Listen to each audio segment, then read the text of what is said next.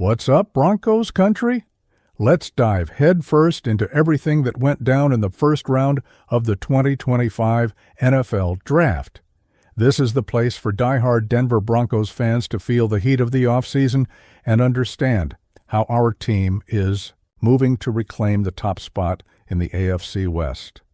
Tonight, we're talking about an epic night full of surprises, bold picks, and strategies that prove the future in Denver is shining brighter than the Colorado sun.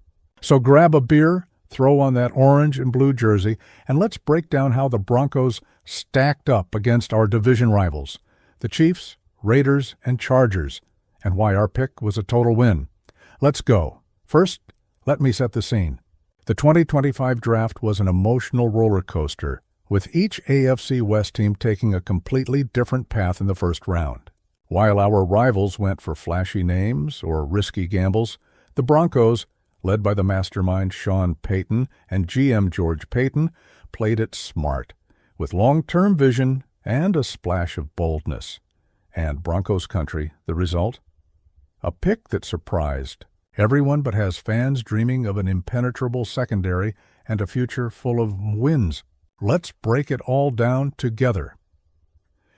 With the 20th overall pick, the Broncos selected Jahdae Barron, the cornerback from the University of Texas. That's right, Barron, a guy many analysts are calling the best defensive back in this draft class. And when you hear that, you know it's serious. This kid is a beast on the field, versatile, instinctive, and with a play-reading ability that makes him look like a veteran. He can line up in the slot, lock down outside receivers, and even step in at safety if needed. Imagine this, Broncos. Country, Barron playing alongside Pat Certain II, and Talanoa Hufanga in our secondary. That's basically the Avengers of defense. What do you think of the pick? Drop it in the comments. Was Barron the right call, or were you hoping for another position? Now, before we dive into Barron's impact, let's take a quick look at what our AFC West rivals did, because honestly, it felt like they were playing in completely different leagues. Starting with the Las Vegas Raiders, who sprinted to the podium with the 6th overall pick to grab Ashton Jeanty, the running back, out of Boise State. Look, Jeanty's a baller, runs angry, and can carry the Raiders' offense. But let's be real, Broncos country. The rest of their roster is a mess. Taking a RB that high with so many holes feels more like a desperation move to hype up the fan base than a solid strategy. I'm just glad we don't have to deal with Jeanty. Twice a year, but do you think the Raiders can build around him? I doubt it. Sound off. Will Jeanty make a difference, or are the Raiders still the team we can stomp on? Now, on to the Kansas City Chiefs. Those guys always seem one step ahead, and they made a very Chiefs-like move. With the 12th pick, they went for an offensive tackle, a monster of a guy to protect Patrick Mahomes. I won't lie. Broncos country, this pick makes total sense for them. Mahomes is their entire team, and giving him more protection is like handing him a bulletproof vest. But hey, we know the Broncos' D-line, with dudes like Zach Allen and John Franklin Myers. Loves getting after QBs, so this rookie tackle's got his work cut out for him. I'm already picturing Bo Nix dropping bombs while our defense swallows up Mahomes. Who's with me? Drop a Go Broncos in the comments if you believe our D-line is going to make that rookie sweat. Finally, the Los Angeles Chargers, now under Jim Harbaugh, went full Harbaugh mode. With the 15th pick, they drafted a big defensive lineman to dominate the trenches. Harbaugh loves building physical teams, and this pick reflects that perfectly. They want to bully teams at the line of scrimmage, control the clock, and wear you down. But here's the thing, Broncos country, our offensive line with beasts like Garrett Bowles and Quinn Meinerz is more than ready for that challenge. And with Barron now locking things down in the secondary, life's only getting harder for Justin Herbert. So bring it on, Chargers. We're ready. What do you think of Harbaugh's plan? Are the Chargers going to be more dangerous in 2025, or are we still running the show? Back to the Broncos. Let me tell you why Jahdae Barron is the type of player who makes us dream big. First, the guy is a natural leader. At Texas, he was the Heart of the defense, calling plays, and getting everyone in line. That's gold for a team like ours, which is building a winning culture with Sean Payton. Second, his versatility is insane.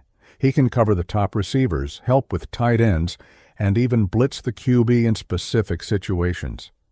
Imagine Vance Joseph, our defensive coordinator, having fun with formations, confusing opposing offenses with Barron and Certain flying across the field. Chills, right? Broncos country? I want to know, what matchup are you most excited to see with Barron on the field? Against Davante Adams of the Raiders, or maybe Travis Kelce of the Chiefs? Drop it in the comments. Another great thing about this pick is how it fits into Sean Payton's philosophy. Everyone knows Payton loves building defenses that force turnovers, and Barron is perfect for that. Last season at Texas, he had 4 interceptions and forced 2 fumbles.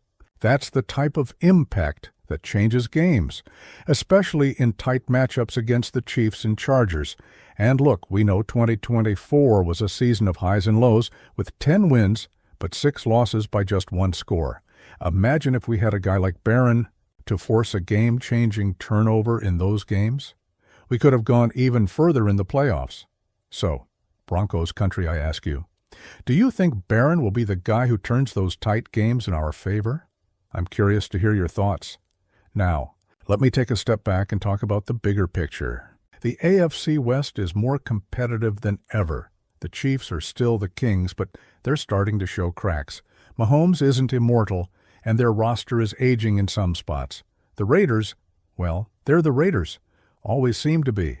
One decent QB away from relevance, but they never get there. And the Chargers, with Harbaugh, are trying to return to glory days, but they still lack consistency. Meanwhile, the Broncos are building something special. Since 2022, we went from 5 wins to 8, and then 10 in 2024. That's progress, Broncos country.